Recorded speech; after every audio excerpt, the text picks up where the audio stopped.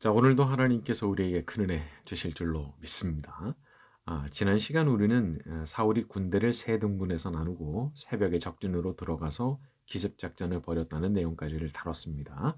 결과적으로는 아주 대승이었다 그런 얘기를 했죠. 자, 오늘은 거기 이어지는 이스라엘 백성의 반응이 나오게 됩니다. 사무엘상 11장 12절부터 15절입니다. 백성이 사무엘에게 이르되 사울이 어찌 우리를 다스리겠느냐 한 자가 누구니까 그들을 끌어내소서 우리가 죽이겠나이다. 사울이 이르되 이날에는 사람을 죽이지 못하리니 여호와께서 오늘 이스라엘 중에 구원을 베푸셨음이니라. 사무엘이 백성에게 이르되 오라 우리가 길갈로 가서 나라를 새롭게 하자. 모든 백성이 길갈로 가서 거기서 여호와 앞에서 사울을 왕으로 삼고 길갈에서 여호와 앞에 화목제를 드리고 사울과 이스라엘 모든 사람이 거기서 크게 기뻐하니라. 자, 이제 사울이 그 리더십을 제대로 인정을 받게 됩니다. 그러니까 백성들이 나서서 무슨 말을 하느냐? 어? 사울이 어찌 우리를 다스리겠냐 했던 사람들 끌어내자. 우리가 죽여주겠다. 우리가 죽여버린다. 사람 인심이 좀 그런 게 있어요. 이제 이렇게 뭔가 확실한 증거 혹은 어떤 성과가 딱 나타나면 인심이 확 달라져요. 그러니까 이전까지 그렇게 의혹의 눈길을 보냈던 사람들도 이런 증거가 나타나죠. 일종의 뭐 태세 전환이라고 할까? 이제 그런 게 일어나는 겁니다. 싹 달라지는 거예요. 내가 언제 그러냐 싶을 정도로 이제 태도가 달라지면서 완전히 다른 방식으로 대화하는 거죠. 자, 그런데 이런 일들이 일어날 때도 말이죠. 이제 사람의 마음이 달라지면 안 되는 것 같습니다. 자기가 잘 됐다고 이제 뭐 내가 진짜 왕인 거 알겠어? 하면서 거두름을 피운다든지 아니면 뭐 그때 나한테 함부로 말했던 그놈들 말이지 전부 명단 뽑아서 올려 뭐 이제 이런 식으로 한다 그러면은 그 하나님께서 그런 모습을 참 얼마나 좋지 않게 보시겠냐 말이죠. 그러니까 잘 됐을 때도 성공했을 때도 뭐 돈을 많이 벌게 됐을 때도 또 승진했을 때도 언제나 겸손 또 겸손해야 되고 절대 복수 같은 거 생각하지 마셔야 되는 거예요. 절대 복수하지 마세요. 그거는 복을 화로 바꾸는 짓입니다. 절대 그렇게 하는 게 아닌 거예요. 하나님께서 주셨던 복도 거두어 가게 하실 만한 게 바로 그런 거예요. 그러니까 절대 복수의 심정은 가지면 안 돼요. 그러니까 그럴 때 오히려 더 겸손하고 자기를 절제하는 모습을 보이게 되면 하나님께서 기뻐하시거든요. 그리고 그런 모습을 통해서 우리 하나님께서 정말 영광을 받으시고 더 크게 축복을 하시는 거고 말이죠. 여기 사울이 참 여기서와 같은 모습을 끝까지 유지했다 그러면은 정말 좋은 왕으로 남아 있을 수 있었을 텐데 참 그 초심을 유지를 못하죠. 초심을 지금 보세요. 사울이 지금은 잘한단 말이에요. 지금은 이 진짜 멋있는데 정말 잘하는데 소리가 그냥 나와요. 근데 뭐예요? 뒤까지 그게 마음이 이어지지 않아요. 그게 문제예요. 자, 항상 이 당시에 사울처럼 큰 성공 앞에서도 항상 자기의 품격을 지키고 복수하지 않으며 자기를 잘 절제하고 겸손을 잃지 않고 살아가는 저와 여러분이 되기를 바랍니다. 자, 이제 사무엘상 12장으로 넘어갑니다. 1절과 2절. 사무엘이 온 이스라엘에게 이르되 보라 너희가 내게 한 말을 내가 다 듣고 너희 위에 왕을 세웠더니 이제 왕이 너희 앞에 출입하느니라. 보라 나는 늙어 머리가 희어졌고 내 아들들도 너희와 함께 있느니라. 내가 어려서부터 오늘까지 너희 앞에 출입하였거니와. 자, 여기를 보면은 사무엘이 자기와 자기 아들들이 물러나는 것을 명확하게 선언하는 걸 볼 수 있습니다. 그리고 이제 새로운 왕을 그 앞에 세우고 다시 한번 그것을 확인을 시켜주죠. 어떤 사람이든지 이렇게 아름답게 물러날 때를 알아야 되는 것 같아요. 대개의 사단이 왜 일어나느냐? 물러나야 되는 때인데 그렇게 하지 않음으로써 이제 많은 문제와 시비거리가 생기는 거죠. 만약 사무엘이 너희들이 감히 나 대신에 다른 왕을 구한다고 막 성질을 내고 나는 사사잖아요. 하나님이 임명하신 사사고 내가 잘못한 게 없는데 지금 나 대신에 다른 사람을 구하는 거냐? 막 성질 낸다든지 아니면 뒤에서 바쳤더니 응? 두 아들들도 거기에 가세를 했다 그러면은 아마 사무엘도 역시 비참한 결말을 맞이하지 않았을까 싶습니다. 그런데 딱 그만하거든요. 딱 그만두고 이제 퇴장해야 되는 때를 정확하게 알고 그걸 지킵니다. 사실 이게 얼마나 쉽지 않은 일이에요. 사울이 이번 전쟁에서 하긴 했지만, 아니 뭐 그렇다고 그래서 무슨 통치의 역량이 뭐 완전히 드러났냐? 그건 아니거든요. 싸움을 한번 잘한 거잖아요. 어떻게 보면은. 그러니까 이게 통치의 역량이 완전히 확인된 건 아니란 말이에요. 그러니까 어떻게 보면은 사무엘 같이 이런 경험이 많은 사람 입장에서 볼 때는 저거 좀 똑바로 할 수 있을까? 이런 생각이 있을 수 있는 거거든요. 자, 그런데 그런 걱정도 너무 하면 안 돼요. 예? 여러분, 저 사람이 내가 볼 때 좀 불안해 보여요. 저거 경험도 부족하고 모든 면에서 나보다 못한 것 같아요. 그래도 너무 걱정하시면 안 돼요. 왜냐하면 그 뒤에 하나님이 계시거든요. 내가 볼 때 불안하다. 그래서 맡길 수가 없다. 이런 생각 들 수는 있지만, 그러면 안 되는 겁니다. 여기에 우리 어떤 믿음이 딱 필요한 거예요. 우리의 믿음. 하나님께서 그렇게 하셨다고 하면, 하나님께서 나 대신에 다른 사람을 세우시고, 나 대신에 일할 사람을 세우셨다고 하면, 나는 모든 걸 하나님께 맡기고 조용히 물러날 마음을 항상 가지고 있어야 되는 겁니다. 야, 이거 정말 어려운 거죠. 어? 하나님께서 세우셨다고 하면 하나님께 그 무슨 어떤 대안이 있으시구나, 하나님의 계획이 있으시구나, 그걸 믿고 물러날 수 있는 큰 믿음을 가져야 된단 말이에요. 자, 이것은 그 사람이 진짜 하나님께 자기의 모든 것을 맡긴 사람이냐 아니냐를 분별할 수 있는 일이기도 합니다. 아무리 말로는 자기가 다 맡겼다, 하나님이 내 주인이시다 말을 하지만 사실 이렇게 중요한 국면에서 못 물러나요.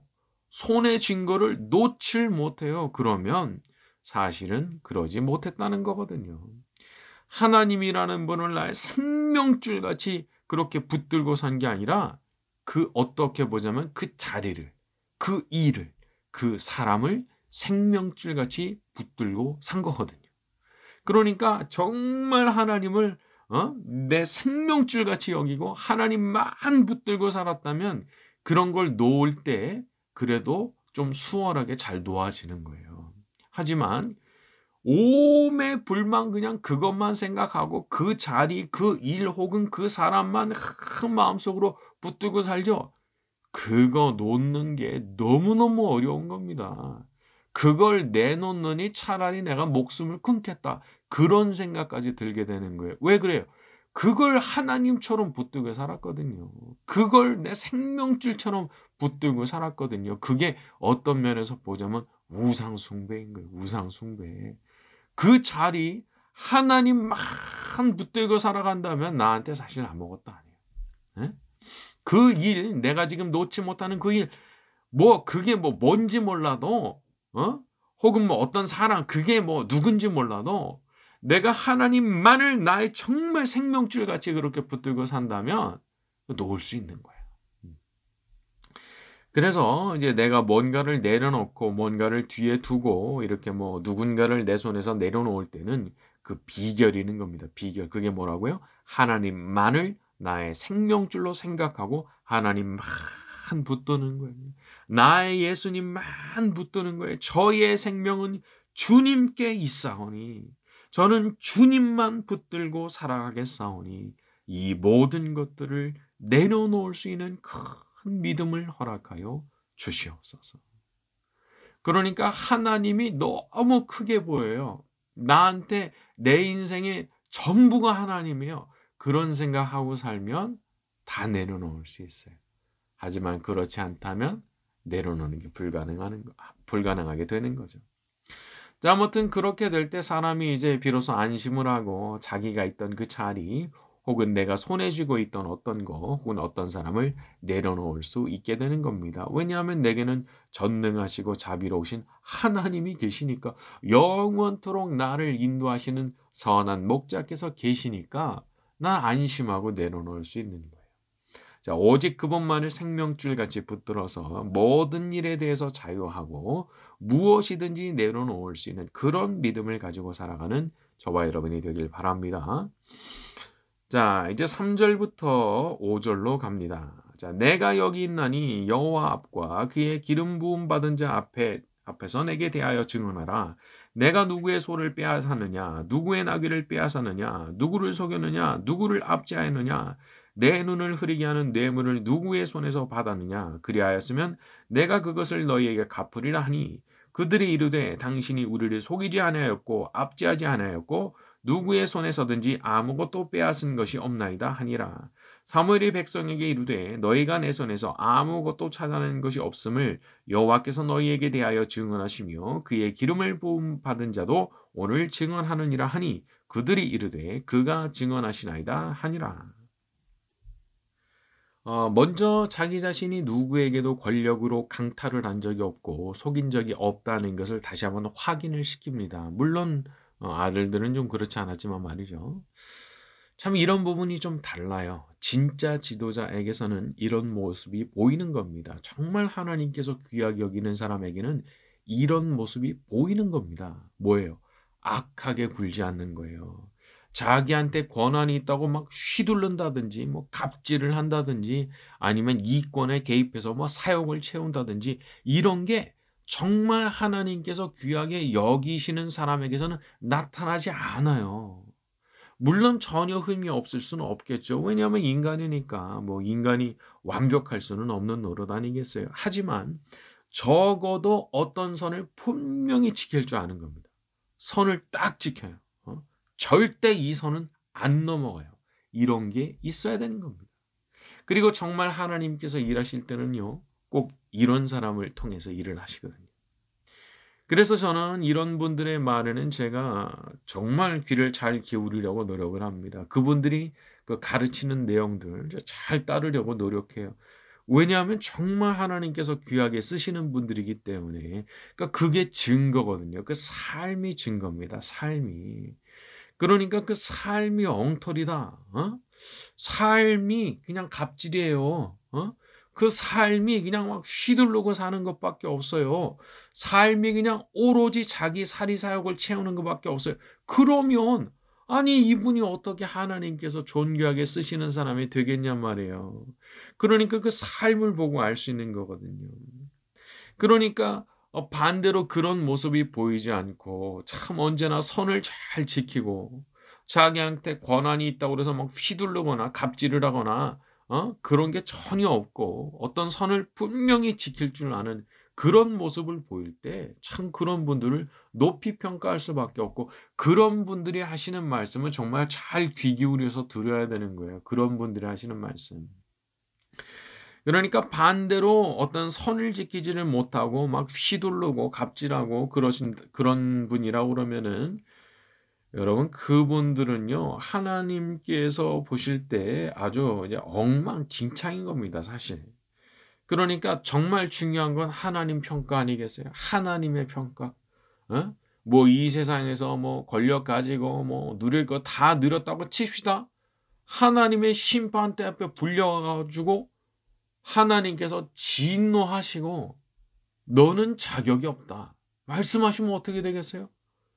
그냥 뭐 이 세상에서 뭐 잘됐다, 성공했다, 뭐 높은 자리 올랐다, 돈이 많았다, 권력이 있어, 아무 소용 없는 거야. 아무 소용. 세상에 그거 어떻게 할 거예요? 그러니까 그렇게 사는 거는요 인생 헛사는 겁니다. 절대 그렇게 살면 안 되는 거예요. 결국에 하나님의 심판대 앞에 불려갔을 때 하나님께서 어떻게 평가를 하실 것인가, 그걸 생각하고 살아가야죠. 그걸. 그러니까 그런 생각을 못하고 살면 사람이 취하는 거예요. 그냥 자기의 권력에 취하고 자기가 번 돈에 취하고 자기가 그냥 올라가게 된 그 자리에 막 취해버리고, 그래가지고 정신이 나가버리니까 어떻게 살아요? 마귀같이 사는 거예요.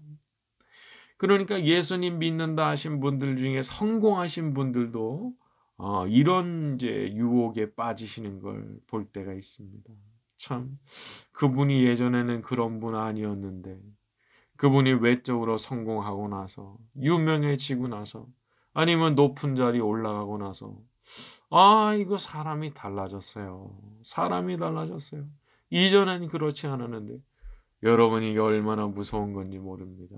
절대 선을 넘으면 안 되는 것들이 있다는 것을 알고 그 선을 잘 지킬 줄 알아야 되는 거거든요. 그러니까 우리도 그렇게 기도를 드려야 돼요. 하나님 아버지, 제가 넘어가서는 안 되는 것들을 이렇게 넘지 않게 제 마음을 지켜주십시오. 언제나 지켜야 될 선을 지키기를 원합니다. 매사에 하나님 기쁘시게 하는 일하며 살기를 원합니다. 제 마음대로 제 뜻대로 함부로 살지 않도록 도와주시옵소서. 우리가 이런 기도를 드린다 그러면은 우리 하나님 아버지께서 얼마나 기뻐하시겠어요. 분명히 그런 기도를 이제 받으실 거거든요. 여러분, 자기를 지키는 기도 많이 해야 되는 겁니다. 이게 사람이라는 게 아차하면은 이제 정신줄 놓기가 참 쉬운 거거든요. 정신줄을 놔버려요. 이제 그런 경우가 되게 되면은 이거 참 답이 없는 거거든요. 그래서 항상 말씀 앞에서 자기를 돌아보는 일을 게을리하지 말아야 되고, 하나님 앞에 엎드려 기도하는 일을 게을리하지 말아야 되고, 그런 거거든요. 하지만 그렇게 매일 자기를 들여다보는 그런 기도를 할 수 있다면, 자기 자신을 지켜달라는 그런 기도를 매일 드릴 수 있다고 그러면 그 사람은 그래도 좀 안심하고 살아갈 수 있는 여지가 있다, 그런 생각을 합니다. 마귀가 하려고 하는 것 중에 하나 이런 거 있어요. 기도 못하게 하려고 하는 거예요. 기도 못하게. 기도 못하게 해요. 바쁘다 어쩌다 하여튼 핑계가 많아요. 여러분, 핑계가 있기 때문에 기도를 못하는 겁니다. 핑계가 될 만한 것들이 있으니까 지금은 좀 양해를 구합니다. 이러다가 그냥 떠밀려가서 어느 순간 기도줄 다 놓쳐버리는 거예요. 그러니까 기도라고 하는 것을 얼마나 중요한 걸로 생각하고 살아야 되는지 몰라요. 여러분, 자기를 못 지키면요, 끝나는 거예요. 그 자기를 어떻게 지켜요? 기도하는 사람만 자기를 지킬 수 있어요. 기도하는 사람만. 여러분, 우리가 비록 부족하지만 하나님 앞에 엎드려 기도하는 것만큼은 내가 놓치지 않겠다. 다니엘이 하루에 3번씩 기도했잖아요. 바벨론의 총리로서 살아가면서도 하루 3번씩 기도했잖아요. 그런 마음의 각오를 가져야 되는 거예요. 그리고 하나님께서 그런 다니엘을 어떻게 쓰셨어요?